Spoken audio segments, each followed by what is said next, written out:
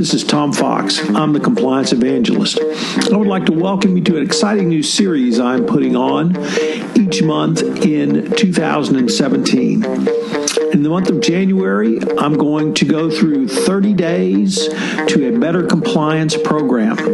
So each day I will detail some part of a compliance program that you can utilize to help you improve to have a best practices compliance program for 2017.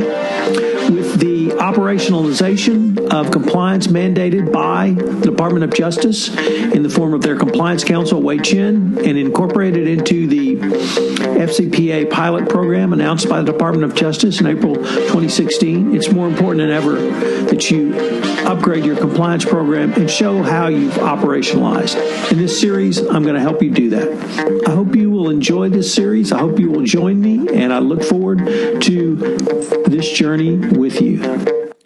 This is Tom Fox. Welcome to day 29 of 30 days to a better compliance program. Today, operationalizing compliance. Today is the penultimate day of my 30 days to a better compliance program series. Just as compliance sprang up and grew and began to evolve and mature in the middle of the last decade, the sophistication of the regulators has also increased since that time. I think we see this most clearly in the appointment of DOJ Compliance Counsel Hui Chen. Beginning with her initial public remarks in November 2015 at the New York University Program on Corporate Compliance and Enforcement, Chen provided insight into how she would consider the effectiveness of a compliance program. Her key point was that companies should operationalize their compliance program by tying it to the functional disciplines within an organization. This means that HR, payment, audit, vendor management, and similar corporate compliance disciplines should be involved in the operation of a company's compliance program in their respective areas of influence. Then in April 2016, under the remediation prong of the Department of Justice Pilot Program around FCPA enforcement, the DOJ once again emphasized the operationalization of your company's compliance program as the key metric in determining benefits under the pilot program. This means you must be actually doing compliance going forward. This evolution in the DOJ's thinking and its sophistication of compliance program analysis is a clear response to how the market initially responded to the requirement to have a compliance program in place back from the 2004 timeframe. In each deferred prosecution agreement, certainly for the past 7 years, in Schedule C details the best practices of a compliance program. And they have required that companies take into account relevant developments in the field and evolving international and industry standards in updating their compliance program. This requirement has led companies to keep abreast of best practices and continually evolve their compliance program going forward. The DOJ, in turn, has upped its game and now requires companies to operationalize compliance and to be able to demonstrate that in an enforcement action. Compliance is a service within your organization. Yet, under the operational model, compliance is a profit generator for the business. Just as the law department generates business by doing transactions, compliance can be viewed as delivering services not only to the business unit, but also to third parties with whom your company does business. This means not only traditional transaction partners such as sales agents, representatives, and distributors, but also joint venture partners, teaming partners, and others. Compliance can deliver compliance-related services to these third parties as a profit center. But never forget that doing compliance means doing business. There are multiple types of risk in any business: operational, regulatory, reputational, just to name a few. The effort to measure and then manage each of these risks can be led by the compliance function. The more efficiently these risks are measured, in other words, assessed, the more easily and efficiently these risks can be managed. This means the business is not faced with a binary 1-0 or a go, no-go decision on risk. But if compliance moved into measuring and the management of risk through the operationalization of compliance into the business unit, the process would help you to do business more efficiently and with greater profitability. Compliance is a platform to make your company not only a better run organization, but also demonstrate the thoughtfulness and effectiveness of your compliance program should a regulator ever come knocking.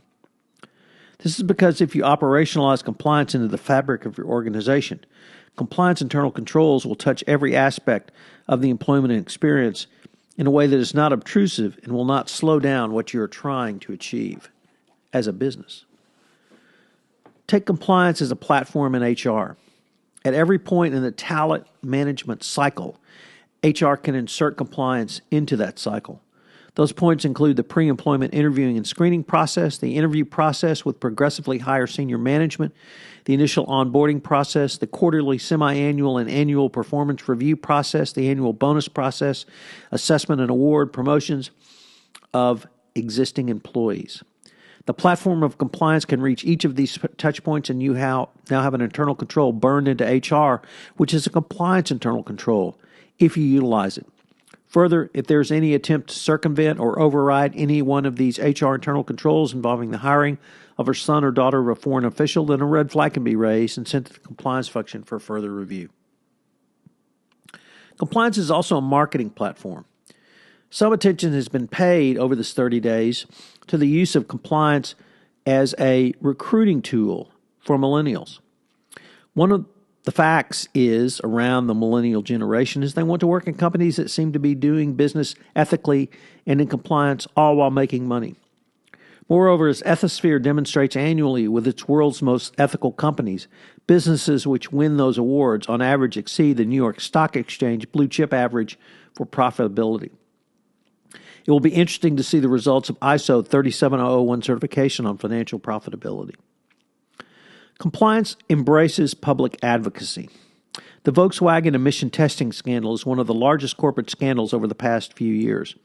One thing that makes the VW scandal so unique, it is one of the scandals where the company's actions were so transgressive, they damaged the reputation of its competitors. As a response to the VW scandal, Ulrich Grillo, the president of the German Industrial Manufacturers Association, the BDI, recognized that compliance is the answer. He urged companies to check their management process, including compliance and control systems. He suggested one of the key questions to be asked is, quote, are we doing everything right, end quote. When you have a president of a national industrial association saying compliance is the answer, you need to sit up and take notice. As we move away from the legal-based model of compliance to a more mature understanding that compliance may be best well thought of as a business process, we begin to see how compliance can fit seamlessly into a business. This integration will allow a business to move more nimbly and with greater acumen. Compliance has been largely driven by legal requirement over the years. The enactment of the FCPA back in 1977, the implementation of the U.S. sentencing guidelines in 1992, the passage of Sarbanes-Oxley in 2002, and the Dodd-Frank Act of 2010 have led to the development and innovation in compliance. Now the DOJ is moving the bar again by talking about the operationalization of compliance, and this development will continue to advance the corporate compliance function. When the regulators come to recognize and indeed advocate the business application of a legal solution, that solution will not go away, but it will continue to grow. So what are the three key takeaways from today? First of all, it's that you need to operationalize your compliance program. Literally burn compliance into the very fabric and DNA of your organization. You can do this through internal controls. You can do this through working with other corporate functions, but you have to be able to show that you've operationalized compliance into your business. 2, you've got to keep your program evolving. As the DOJ continues to evolve, as other compliance programs in not only other industries, but your industry evolves, your program needs to evolve. Additionally, your business is going to evolve. You're going to have new markets, new products, new ways of selling, new initiatives. Those all need to be reviewed from the compliance perspective. And finally, never forget, compliance is at the end of the day a business practice. It is no longer a legal practice. And as a business practice, you need to have your businessman's hat on when you think about doing compliance. How can you make compliance not only more efficient, but actually make your company more profitable? This is Tom Fox. Thank you very much for listening to Day 29, and I hope you'll join me for my final day of 30 Days to a Better Compliance Program tomorrow on Day 30. Thank you again.